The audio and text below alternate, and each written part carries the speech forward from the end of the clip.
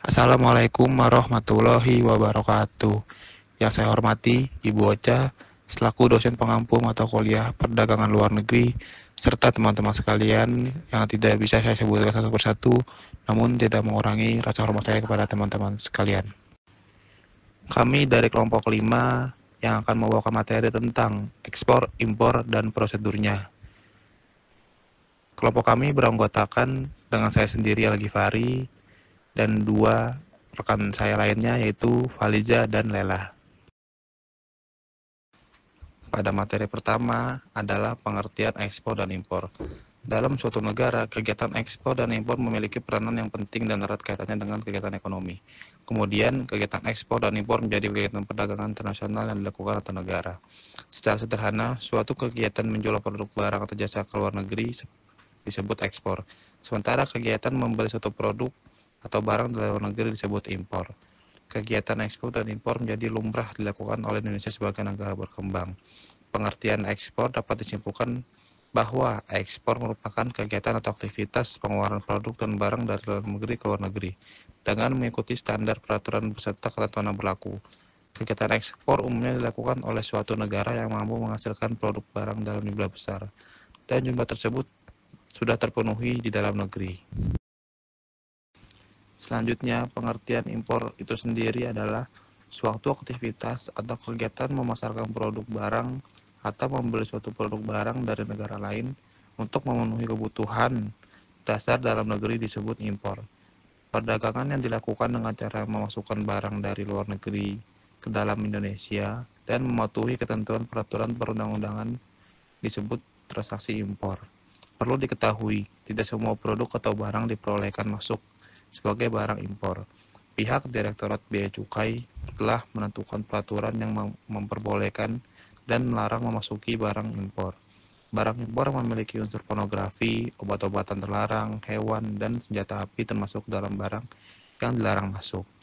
Proses pendampingan oleh Bea Cukai diperlukan saat kegiatan pengiriman barang impor dilakukan dengan skala yang besar. Secara sederhana, pemerintah akan menerapkan tarif pajak atas setiap produk ke masing-masing importirnya. Materi selanjutnya akan dijelaskan oleh Faliza dan Lela. Dipersilakan.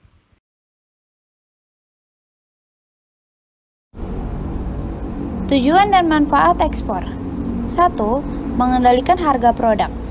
Sebuah negara yang melakukan kegiatan ekspor mampu memanfaatkan overkapasitas pada suatu produk. Dengan begitu, negara tersebut dinilai mampu mengendalikan harga produk ekspor yang terjadi di negaranya. Karena produk dalam negeri tersebut akan memiliki harga yang lebih murah saat mampu diproduksi dengan mudah. Agar negara tersebut mampu mengendalikan harga di pasar, ia melakukan kegiatan ekspor ke negara lain yang lebih membutuhkan produk tersebut. 2. Menumbuhkan industri dalam negeri. Suatu aktivitas atau kegiatan perdagangan dalam ruang lingkup internasional yang dilakukan untuk memberikan rangsangan atas pemerintahan dalam negeri. Aktivitas ekspor juga dapat diartikan sebagai kegiatan perdagangan yang melibatkan pasar internasional. Kegiatan ekspor suatu negara melahirkan industri-industri lain yang jauh lebih besar. Permintaan ekspor yang meningkat pada suatu produk akan berdampak langsung pada perkembangan industri dalam suatu negara. Dengan begitu, kegiatan ekspor akan menghasilkan iklim usaha yang lebih kondusif. Kemudian, negara tersebut akan membiasakan dirinya untuk bersaing dengan persaingan yang ketat dalam perdagangan internasional. 3. Menambah devisa negara. Nilai kekayaan yang dimiliki oleh suatu negara dalam bentuk mata uang asing disebut devisa. Untuk perkembangan ekonomi suatu negara, aktivitas atau kegiatan ekspor akan memberikan dampak yang positif. Adanya kegiatan ekspor bermanfaat untuk membuka peluang pasar baru di luar negeri. Peluang tersebut akan menimbulkan perluasan pasar domestik, investasi, dan devisa pada suatu negara. Yang keempat, memperbanyak lapangan kerja. Kegiatan ekspor tidak langsung akan menghadirkan lapangan pekerjaan baru. Dengan begitu, kegiatan ekspor juga turut menekankan angka pengangguran. Selain itu, pertumbuhan ekspor di Indonesia akan memunculkan lapangan pekerjaan yang menyebabkan penurunan angka kemiskinan. Tujuan dan manfaat impor. Selain memenuhi kebutuhan dalam negeri, tujuan dilakukannya kegiatan impor adalah meningkatkan neraca pembayaran dan mengurangi adanya keluar devisa pada negara lain. Kemudian, kegiatan impor bermanfaat untuk meningkatkan potensi pada suatu negara. Kegiatan impor bermanfaat untuk memperoleh barang dan jasa yang tidak bisa dihasilkan oleh suatu negara, karena faktor geografis dan sebagainya. Selain itu, kegiatan impor bermanfaat untuk memperoleh bahan baku dan teknologi modern. Secara tidak langsung, kegiatan impor akan mendukung stabilitas negara. Berdasarkan penjabaran di atas, dapat disimpulkan 3 poin tujuan kegiatan impor, yaitu ada bisa memenuhi kebutuhan dalam negeri, memperkuat posisi neraca pembayaran, dan mengurangi keluarnya devisa ke luar negeri. Kebijakan-kebijakan perdagangan internasional. 1. Tarif. Tarif adalah sejenis pajak yang dikenakan atas barang-barang yang diimpor. Tarif spesifik dikenakan sebagai beban tetap atas unit barang yang diimpor. Misalnya, dikenakan biaya $6 untuk setiap barrel. Tarif ad valorem adalah pajak yang dikenakan berdasarkan persentase tertentu dari nilai barang yang diimpor. Misalnya, tarif 25% atas mobil yang diimpor. Dalam kedua kasus, terdapat tarif akan meningkatkan biaya pengiriman barang ke suatu negara. 2. Subsidi ekspor. Subsidi ekspor adalah pembayaran sejumlah tertentu kepada perusahaan atau perseorangan yang menjual barang ke luar negeri. Seperti tarif, subsidi ekspor dapat berbentuk spesifik, tertentu per unit atau per barang. Jika pemerintah memberikan subsidi ekspor, pengirim akan mengekspor barang sampai batas di mana selisih harga domestik dan harga luar negeri sama dengan nilai subsidi. Dampak dari subsidi ekspor adalah meningkatkan harga di negara pengekspor, sedangkan di negara pengimpor hanya turun. 3. Pembatasan impor. Pembatasan impor atau impor kuota merupakan pembatasan langsung atas jumlah barang yang diimpor. Pembatasan ini biasanya diberlakukan dengan memberikan lisensi kepada beberapa kelompok individu atau perusahaan. 4. Pengekangan ekspor sukarela. Bentuk lain dari pembatasan impor adalah penekakan sukarela, yang juga dikenal dengan kesepakatan pengendalian sukarela. Voluntary Restraint Agreement atau FAIR. FAIR adalah suatu pembatasan kuota atas perdagangan yang dikenakan oleh pihak negara pengekspor dan bukan pengimpor. FAIR mempunyai keuntungan politis dan ilegal yang membuat menjadi perangkat kebijakan perdagangan yang lebih disukai dalam beberapa tahun belakangan ini. Namun, dari sudut pandang ekonomi, pengendalian ekspor sukarela persis sama dengan kuota impor, di mana lisensi diberikan kepada pemerintah asing dan karena itu sangat mahal bagi negara pengimpor. 5. Persyaratan kandungan lokal.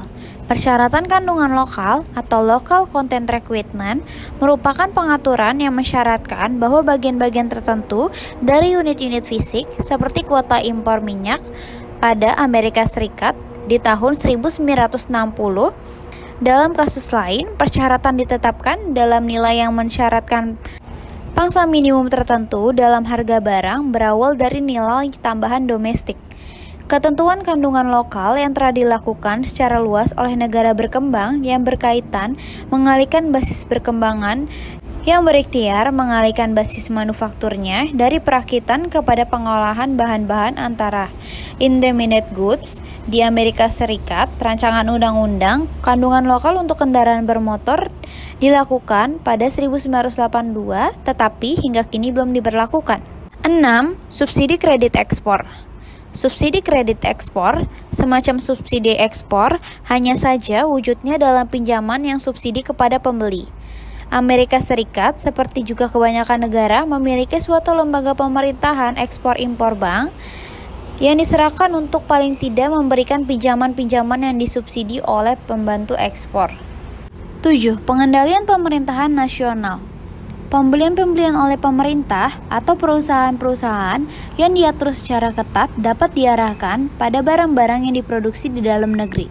Meskipun barang-barang tersebut lebih mahal daripada yang diimpor, contohnya, pada industri telekomunikasi Eropa, negara-negara mensyaratkan Eropa pada dasarnya bebas berdagang satu sama lain.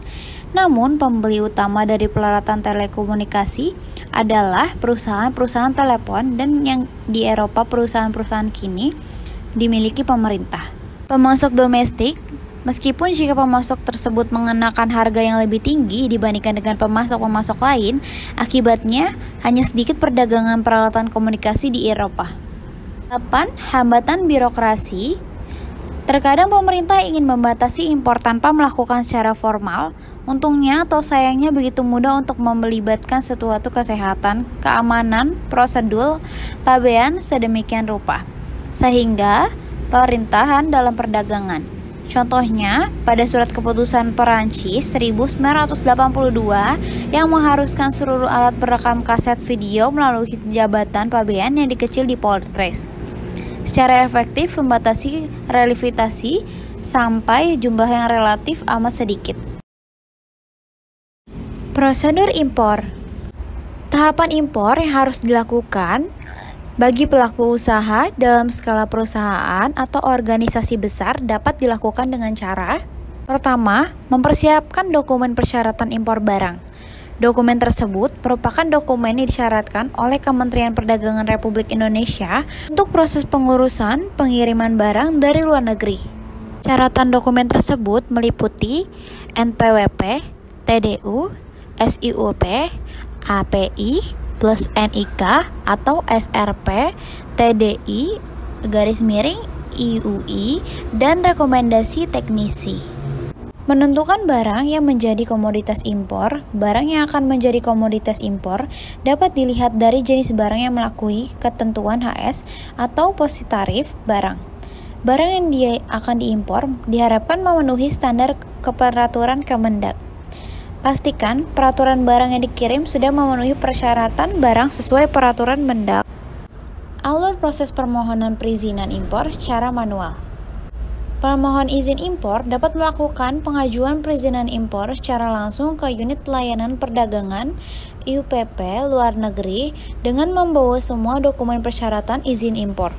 Importir wajib melaporkan realisasi secara tertulis kepada Direktorat Impor setiap bulan paling lambat tanggal 15 dalam bulan tersebut. Menentukan barang yang akan diimpor, mencari indikator untuk impor, mencari informasi pemasok secara lengkap, memastikan L atau C sampai kepada penerimaan barang impor di pelabuhan impor, menyerahkan barang-barang tersebut kepada pemesan atau tidak jika barang tersebut ingin dijual belikan sendiri melalui prosedur impor. Dalam mempermudah proses impor barang untuk kepentingan negara, pemerintah Republik Indonesia di bawah Menteri Perdagangan mengatur ketetapan barang impor dan prosedur impor barang untuk mengurangi kerugian bagi para investor dalam negeri yang merugikan konsumen dalam negeri, dan pastinya tidak merugikan negara. Prosedur impor yang dilakukan untuk mengirim barang ke dalam negeri sebagai berikut. 1. Pembuatan kontrak pembelian atau sales contract. 2. Membuka letter of credit. 3. Shipping document. Yang 4. Melakukan penyelesaian tagihan melalui bank mitra. Yang 5. Proses penyerahan bill of lading. Yang 6. Penyelesaian pabean. Yang 7. Menyelesaikan wesel pada tempo yang ditentukan. Pada dasarnya, proses perdagangan impor meliputi 3 tahapan, yaitu proses kalkulasi harga impor, proses pembukaan L atau C oleh importir, dan yang terakhir proses penerimaan dan penyerahan barang. Prosedur ekspor. Persiapan dan syarat yang harus dilengkapi sebelum ekspor barang ke luar negeri adalah: pertama, kita harus siapkan dokumen purchase order. Pastikan Anda telah memiliki dokumen purchase order. Dokumen ini membuktikan bukti permintaan barang dari pembeli yang berlokasi di luar negeri yang nantinya akan menjadi syarat pembuatan dokumen invoice atau surat penagihan kepada pembeli. Yang kedua, membuat perencanaan ekspor. Perencanaan ekspor menjadi hal yang harus disiapkan dengan baik karena rencana ekspor harus ada susun secara detail dan teliti agar memudahkan langkah Anda ke depannya. Ada sejumlah hal yang harus didiskusikan terlebih dahulu dengan calon importir. Di antaranya ada produk yang Anda ekspor, menentukan klasifikasi produk, negara tujuan ekspor, pengemasan produk, jalur pengiriman barang, penentuan jadwal ekspor, fumigasi atau bebas hama, menyiapkan surat keterangan asal atau SKA, menyiapkan surat pemberitahuan ekspor atau PEB. Ketiga, siapkan dokumen ekspor. Dokumen ekspor harus disiapkan yaitu ada packing list. Dokumen ini berasal dari pengiriman yang membuat informasi serta spesifikasi barang seperti nomor packing list, tanggal packing list dibuat, nomor PO, data lengkap eksportir dan importir, lengkap barang, berat kotor dan berat bersih, serta jumlah barang. Hasil invoice, dokumen ini berisi tentang informasi data barang serta nilai barang tersebut dalam mata uang asing sesuai dengan negara tujuan ekspor, yang terdiri atas invoice, nomor PO, data lengkap eksportir dan importir, jumlah barang, nama barang, serta harga per unit dan harga total. Dibayar biaya keluar.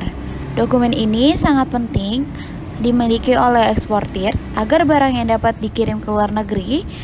Hal yang dapat mendukung proses-proses ini yaitu pengajuan PEB telah disetujui dengan adanya dokumen persetujuan ekspor atau PE dan pembayaran atas biaya keluar sesuai dengan tarif yang tertera dalam dokumen.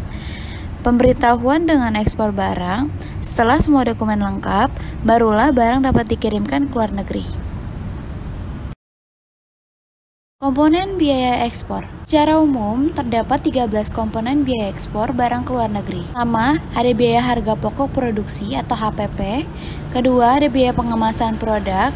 Ketiga, biaya pembayaran bank. Keempat, biaya transportasi dari gedung ke pelabuhan. Kelima, biaya forwarder. Keenam, biaya pengurusan dokumen paspor. 7, ada biaya terminal handling charge atau THC. 8, ada biaya keluar. Dan biaya untuk komisi agen penjualan. 10, biaya pengiriman barang atau freight. 11, biaya asuransi. 12, biaya pergudangan. 13, biaya operasional lain. Komponen biaya impor. Bisnis impor tak akan bisa berjalan tanpa adanya pihak-pihak yang berkepentingan, dengan kata lain, pihak yang akan terlibat ketika Anda menjalankan bisnis impor tersebut, diantaranya 1. Importir. Importir dalam hal ini adalah kita, yakni pihak yang melakukan pembelian barang atau jasa dari negara lain untuk digunakan atau diperdagangkan dalam negeri. Importir bertanggung jawab terhadap banyak hal, yakni memilih produk, mengurus proses pengiriman dan kepabeanan, membayar pajak impor dan biaya lain terkait. Untuk kelancaran proses impor ini, importir harus memahami bagaimana cara kirim uang ke luar negeri agar bisa melakukan transaksi pembayaran. Yang kedua, ada eksportir. Adalah pihak yang menjual barang atau jasa kepada importir di negara lain. Mereka berperan sebagai pemasok barang impor dan bertanggung jawab untuk mengirimkan barang ke negara penerima sesuai dengan persyaratan yang disepakati. Pihak inilah yang nantinya akan menerima pembayaran dari importir melalui transaksi kirim uang luar negeri atau remittance. 3. Pemerintah. Pemerintah mewakili peran penting dalam mengatur dan mengawasi aktivitas impor. Mereka menetapkan kebijakan dan regulasi terkait impor, termasuk peraturan kepabeanan, aturan keamanan, serta tarif dan pajak yang berlaku. Selain itu, pemerintah juga bertanggung jawab untuk menjaga kepentingan nasional, termasuk melindungi industri dalam negeri dari persaingan tidak sehat. Keempat, ada Badan Kepabeanan. Merupakan lembaga yang bertanggung jawab atas pengawasan dan penerapan kebijakan kepabeanan.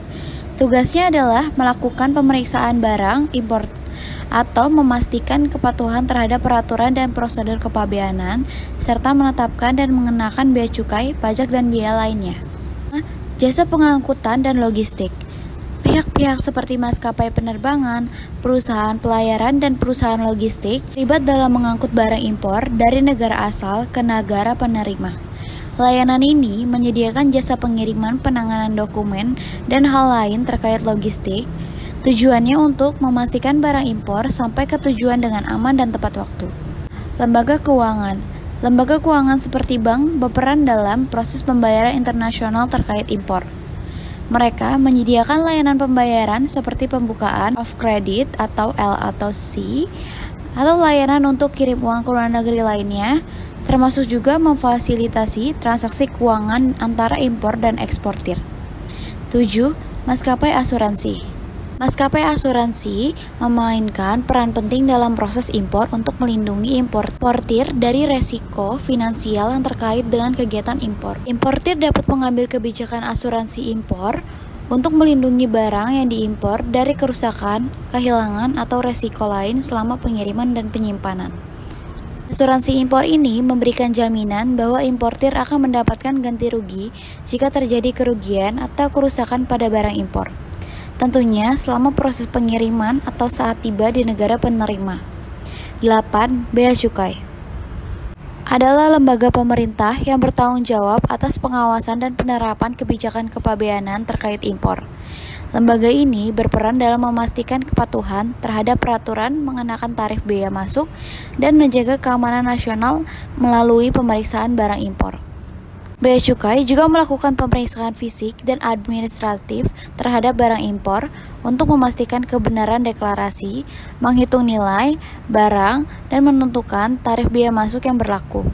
Mereka melaksanakan kegiatan pengawasan dan penindakan terhadap perdagangan ilegal, seperti penyeludupan barang atau barang yang tidak sesuai dengan peraturan.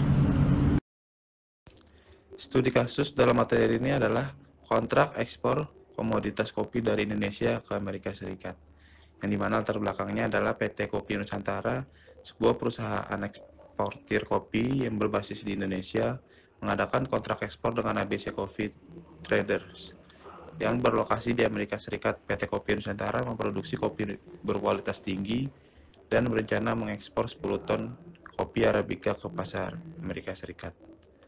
Tantangan dalam studi kasus ini adalah 1. Keterlambatan pengiriman. Meskipun ada klausul potongan harga, keterlambatan pengiriman dapat mengganggu hubungan bisnis jangka panjang, sehingga sangat penting untuk mematuhi tingkat waktu. Yang kedua, pengendalian kualitas. Mengikat kopi adalah produk yang sangat tergantung pada kualitas. PT Kopi Nusantara harus memastikan bahwa kopi yang diekspor benar-benar memenuhi standar yang disepakati dalam kontrak, terutama terkait dengan sertifikat kualitas. Lalu kesimpulannya adalah studi kasus ini mengilustrasikan pentingnya elemen-elemen dalam kontrak ekspor seperti harga, pengiriman, dokumen, dan penyelesaian sengketa, serta bagaimana perjanjian yang baik dapat mengurangi risiko dan memastikan kesuksesan transaksi perdagangan internasional. Dalam mata kuliah perdagangan luar negeri, memahami tentang klausul-klausul ini adalah dasar dari praktik bisnis internasional efektif. Demikian materi yang dapat kelompok kami sampaikan. Lebih dan kurangnya mohon maaf. Wassalamualaikum warahmatullahi wabarakatuh.